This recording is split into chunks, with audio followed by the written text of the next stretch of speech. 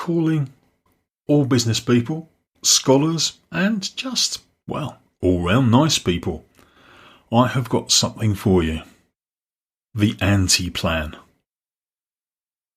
Well, despite the title, I'm not proposing complete anarchy, but please just keep listening. Now, many people who know me will be familiar with my dislike of plans and planning. I do realise the need for it and do create them, but often they're created more because someone has decreed that a plan should be made rather than me really wanting to create one. But many plans that are created, they're not fit for purpose. They either create too much rigidity or sometimes too much flexibility.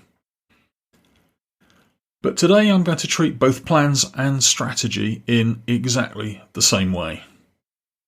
But first, let's consider two basic types of strategy. First, we have a term first coined by Michael Porter, which is deliberate strategy, where we have fixed start and end points and a set of well-defined steps or a pathway to get there. Now, people have played around with this in order to produce a little wiggle room, but basically your company's in a straitjacket, and with business life cycles reducing in length, this is often not the best type of strategy to be pursuing. Now, Henry Mintzberg defined emergent strategy, which in the early days simply referred to the strategy that emerged as time went by. It made things sound a bit like a company was following this route and they were just simply waiting to see what happened. Now, Mintzberg's ideas appeal to me. They don't appeal to everyone. There is, however, another way which I have called the anti-plan, as it is poles apart from the idea most people have regarding a plan or strategy. It is, however, a plan. Now, the only reason for actually having a plan is because we wish to achieve something. So let's define a starting point, but an approximate end point. This is important because although we might be aiming for something in particular, we might not quite make it there. For instance, our hope for increase in profit of 10% might only be 7%. So why not have our endpoint specified as a range? Maybe an increase in profit of 5 to 15%.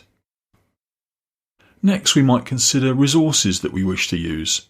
These could be people, materials, time, money, etc. Now, most plans will fix these numbers.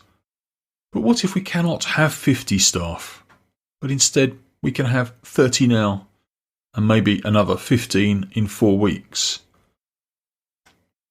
Now, in reality, all of our other resources might have ranges or not be completely fulfilled.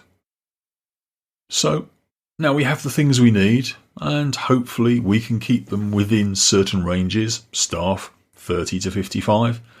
Expenditure, 1 million plus or minus 100,000, and so on.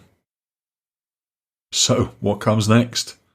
Well, we have a slightly blurry target and resources, and these might be within acceptable ranges, but not necessarily optimal.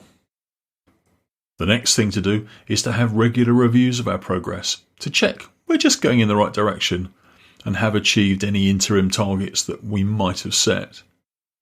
And this sort of philosophy will be familiar to people who followed Scrum or Agile in the past. Now, if we review our progress along with the various parameters that we have set ourselves, then we can continue as long as we are making progress towards our endpoint. If we are not, then maybe we have to replan and change direction. A little bit like a boat tacking into the wind here. But imagine that after the agreed time frame, we have increased profits by anywhere in the desired range. As a company director or business owner, wouldn't you consider that to be a success? It is an exercise worth undertaking, especially since business life cycles are getting shorter. and our plans are having to be more and more flexible in order to cope. Have a think about it. Bye for now.